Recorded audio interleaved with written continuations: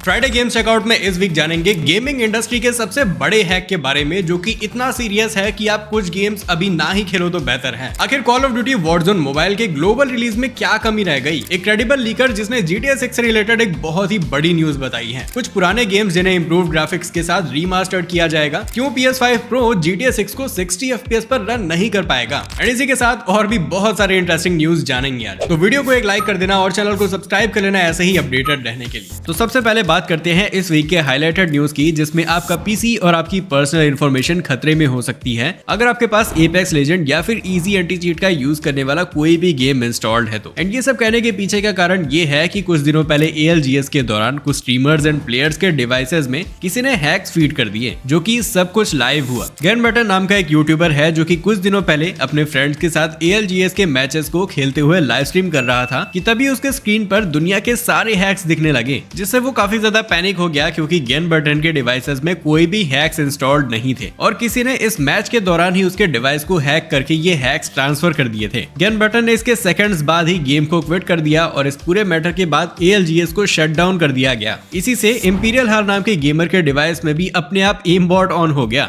जिसके बाद उन्होंने भी अपना डिवाइस तुरंत हैक होने के बाद बंद कर दिया। नाउ अब कहने को तो ये भी कहा जा सकता है कि इनके डिवाइसेस में हैक्स पहले से ही थे और पकड़े जाने के बाद ये नाटक किया जा रहा है, क्योंकि ऐसे टूर्नामेंट्स में हैक्स तो कॉमन रहते ही हैं। लेकिन अगर ऐसा होता तो ये हैक सिर्फ एक ही प्लेयर के साथ होता ना कि अलग अलग लोगों के साथ में। और देखा जाए तो जिनके साथ ये हैक हुआ है ये बहुत ही पॉपुलर और रेप्यूटेड स्ट्रीमर्स भी हैं। फेड, जिसे एपेक्स खेलने वाले अच्छी तरीके से जानते हैं, उसने भी ट्विटर पर ये पोस्ट किया कि उसके एपेक्स वाले पीसी में 17 वायरसेस मिले हैं, जबकि बिना एपेक्स वाले पीसी में एक भी नहीं। इवन एंटी चीट ने भी ALGS प्लेयर को अपने पीसी स्कैन करने को कहा है, क्योंकि पता नहीं इस पूरी कहानी में किसका डेटा कॉम्प्रोमाइज हो जाए। अब यहाँ ये क्लियर नहीं है कि प्रॉब्लम एपेक्स की है या फिर इजी एंटी चीट की। सबसे पहले कहा जा रहा था कि यह रिमोट कोड एग्जीक्यूटर एक्सप्लॉइट है, जिसके थ्रू कोई भी यूजर सभी के पीसीज ब्रीच कर पा रहा है, जिस पर इजी एंटी चीट ने यह कहकर अपना पत्ता साफ कर लिया कि ये ब्रीच उनकी तरफ से नहीं बल्कि एपेक्स लेजेंड की तरफ से है। तो इसके रिस्पॉन्स में एपिक ने 20 मार्च को एक स्टेटमेंट दिया, जिसमें उन्होंने कहा कि एक एपेक्स हैकर डिस्ट्रॉयर 2009 ने कुछ ALGS प्लेयर को हैक्स दिए थे, जो कि एक रिमोट कंट्रोल एक्सप्लॉइट के कारण था, लेकिन इसमें इजी एंटी चीट की कोई भी गलती नहीं है। तो कुल मिलाकर ये इनडायरेक्टली बोला गया है कि यहाँ पूरा इशू एपेक्स लेजेंड्स का ही है, जिसे अब शायद फ्यूचर में सॉल्व कर दिया जाए। लेकिन फिर भी मेरी मानो तो इनकी बातों पर भरोसा मत करना, क्योंकि इजी एंटी चीट ही नहीं बचा पा रहा तो कौन बचाएगा। जिसके लिए फिलहाल इन कुछ इजी एंटी चीट वाले गेम से दूर ही रहना, जैसे कि Elden ring, hello, fall guys and पूरे 100 से भी ज्यादा गेम्स की लिस्ट मैंने दे दी है डिस्क्रिप्शन में। तो इन गेम से फिलहाल थोड़ा बचकर ही रहना कुछ दिनों के लिए। नेक्स्ट बात करते हैं GTA 6 की पॉसिबल रिलीज डेट के बारे में, जिसके ट्रू होने के चांसेस काफी ज्यादा हैं, क्योंकि इस बात को एक नहीं बल्कि 2 लीकर्स कंफर्म कर रहे हैं एंड दोनों का कहना भी सेम ही है। इनमें से पहले वाले ने GTA 6 के फर्स्ट ट्रेलर के रिलीज डेट के पहले उसकी ज्यादातर डिटेल्स शेयर कर दी थी, जैसे कि हमें क्या क्या देखने मिलने वाला है, लाइक ये हैमर वाली लेडी, हावरक्राफ्ट, क्रोकोडाइल्स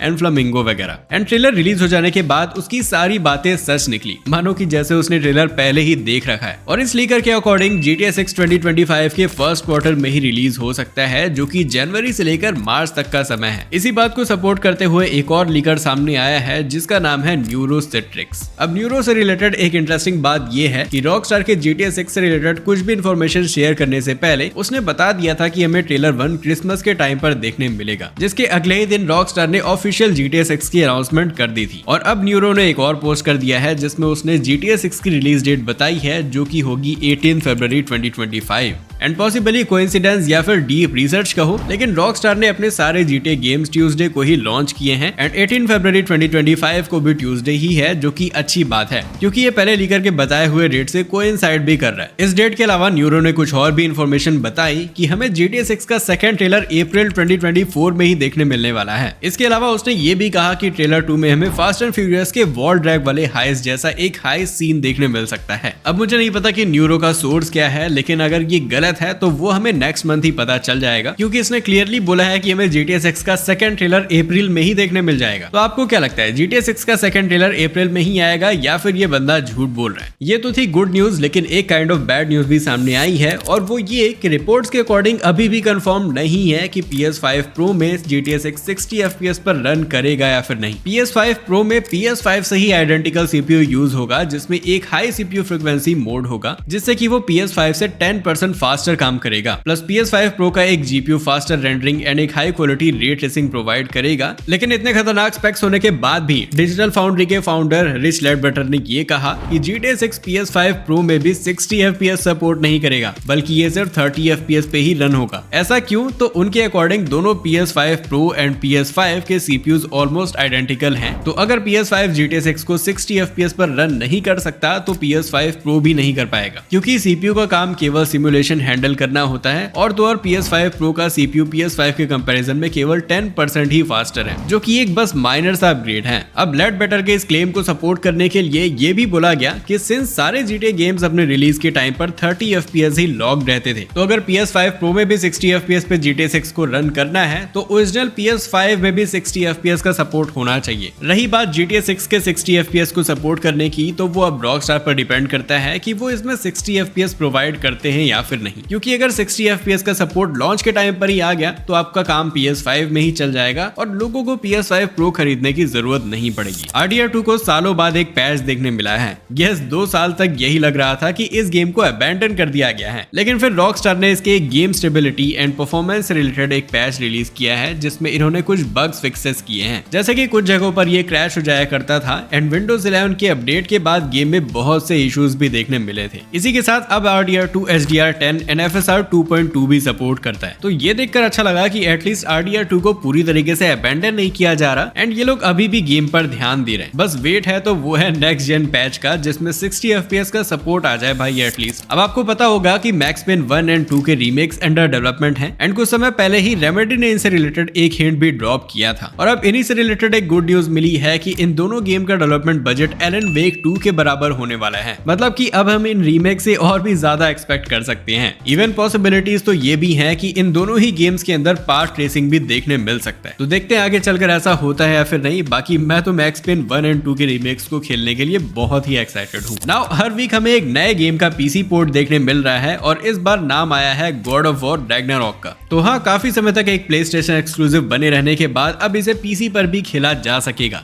क्योंकि इसके लिए थोड़ा वेट करना होगा, क्योंकि ये इस साल नहीं बल्कि 2025 के फर्स्ट क्वार्टर में रिलीज किया जा सकता है, यानी कि वही जनवरी से लेकर मार्च तक। बट इसके बीच में एक बहुत ही छोटा सा चांस है कि ये उससे ही पहले हमें देखने मिल जाए। तो अगर इससे रिलेटेड कोई भी अपडेट्स आते हैं तो वो आपको गेम एक्सप्रेस पर ही पता चल जाएगा, इसलिए चैनल को सब्सक्राइब जरूर कर लेना। GTA का क्रेज तो आप सभी लोग जानते ही होंगे, हर कोई इस वर्चुअल वर्ल्ड में जीना चाहता है, लेकिन कुछ लोग इस वर्ल्ड को रियल बना देंगे, ये तो सिलेबस के बाहर था। तो कुछ 2-4 लोगों ने मिलकर GTA 5 के ज्वेलरी स्टोर वाले हाइस्ट को रियल लाइफ में करने का ट्राई किया, एज इनके पास मैचिंग आउटफिट्स थे और ऊपर से गेटवे बाइक भी। लेकिन गेम है और ये असल दुनिया। तो हाइस्ट कंप्लीट होने से पहले ही मिशन फेल हो गया, क्योंकि बाकी के NPCs यानी कि आसपास के लोगों ने उन्हें वहीं दबोच लिया। ये देखने में काफी ड्रामेटिक लगा, लेकिन ये बहुत ज्यादा फनी भी है। इवन इंटरनेट पर लोग ये भी बोल रहे हैं कि 2024 भी क्या साल है, एज हमें GTA 6 के पहले ही GTA 5 का लाइव एक्शन एडेप्शन देखने मिल गया। एक ने तो ये भी कहा कि मुझे नहीं पता था कि GTA 5 को नया AI NPC अपडेट मिला है। मार्वल ने अपने नए game Marvel 1943 rise of hydra का नया ट्रेलर लॉन्च किया है एंड इसमें ग्राफिक्स एंड कैरेक्टर्स के फेशियल एक्सप्रेशंस बहुत ही ज्यादा अमेजिंग लग रहे हैं। इवन हर एक डायलॉग में टेंशन के साथ ये साफ साफ देखा जा सकता है कि गेम पर कितना डिटेल्ड तरीके से काम किया गया है। ये गेम वर्ल्ड वॉर 2 के दौरान captain America and black panther की स्टोरी पर फोकस करेगा। इस गेम से सभी को काफी उम्मीदें हैं, क्योंकि इसकी स्टोरी काफी इंटरेस्टिंग लग रही है। एंड दूसरा प्राइम फोकस है इसके विजुअल्स पर। बस मार्वल के पिछले कुछ काम देखकर लोग थोड़े स्केप्टिकल हैं कि कहीं हमें मेलेडी दिखाकर खट्टी टॉफी ना पकड़ा दी जाए। मीनिंग कि इससे पहले भी मार्वल इतने अच्छे ट्रेलर्स के साथ कार्ड गेम्स बेच चुका है, तो इतना शक करना तो बनता है। लेकिन कहा यह जा रहा है कि गेम के इस वाले सीन को रियल टाइम में रेंडर किया गया है, जो कि बहुत ही ज्यादा इंप्रेसिव लग रहा है। ऐसा लग रहा है मानो ब्लैक पैंथर के लिए मोकैप का यूज किया गया है, क्योंकि ये बहुत ज्यादा फोटो रियलिस्टिक ग्राफिक्स हैं। तो फिलहाल ये साइन तो अच्छे लग ही रहे हैं। बाकी इसे 2025 के लिए शेड्यूल किया गया है, तो लेट्स सी हमें क्या देखने को मिलता है। एंड अब GTC की शुरुआत 19 मार्च से हो चुकी है, जिसमें हमारे 10 इंडियन गेमिंग स्टूडियोज पार्टिसिपेट कर रहे हैं। इस पर रिएक्शन देते हुए मुंबई गलीज के क्रिएटर एंड गेमियन स्टूडियो के CEO निखिल मालंकर ने बताया कि उनका गेम मुंबई गलीज वो आज ही शोकेस करेंगे GDC में। तो हाँ, ये काफी अच्छी बात है एंड देखना यही है कि वहाँ इस गेम को कैसा रेस्पॉन्स मिलता है। बाकी अगर मुंबई गली से रिलेटेड आज कोई इन्फॉर्मेशन आती है तो हम उसे अपडेट कर देंगे इस वीडियो में,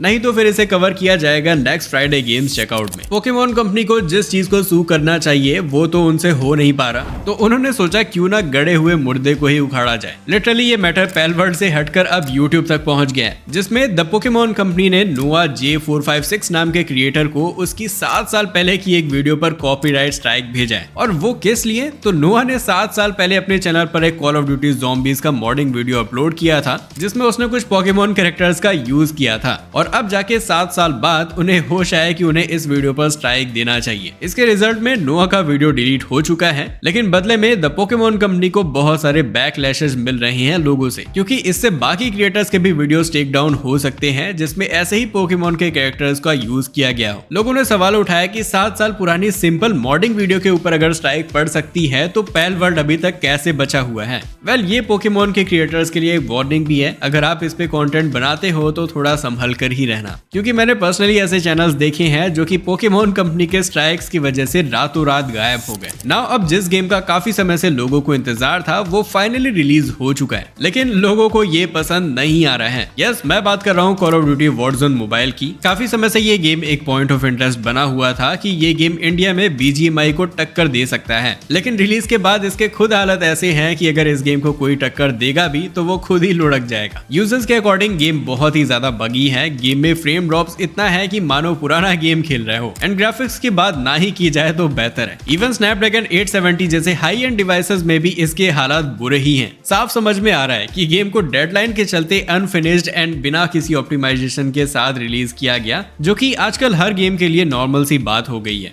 गेम को पहले अनफिनिश्ड स्टेट में रिलीज करो और बाद में अपडेट ला लाकर उसे फिक्स करो। फिलहाल इस गेम को प्ले स्टोर पे 3.2 से भी कम की रेटिंग मिली है। I mean call of duty Warzone जैसे गेम से ऐसी उम्मीद तो नहीं थी। बाकी देखते हैं फ्यूचर में इस गेम का क्या होता है। बाकी आप भी मुझे कमेंट्स में बताना कि ये गेम आपको कैसा लगा एंड आपके डिवाइस में कितने FPS मिल रहे हैं। एट लास्ट बात करते हैं फ्री गेम्स की, तो इस वीक एपिक पर अवेलेबल है Call of the Wild The Angler and Invincible Presents Atom Eve. इसमें कॉल ऑफ द वाइल्ड एक कैजुअल ओपन वर्ल्ड गेम है, वहीं एटम ईव एक नरेशन एडवेंचर। तो टाइम रहते ही इन गेम्स को क्लेम कर लेना। एंड बस इसी के साथ फ्राइडे गेम्स चेकआउट को करते हैं यहीं पर एंड। बाकी इनमें से अगर आपको कोई भी न्यूज पसंद आ गई तो वीडियो को लाइक करना और चैनल को भी सब्सक्राइब कर लेना ऐसे ही गेमिंग न्यूज से अपडेटेड रहने के लिए। हैप्पी वीकेंड्स और फिर मिलते हैं नेक्स्ट वीडियो में।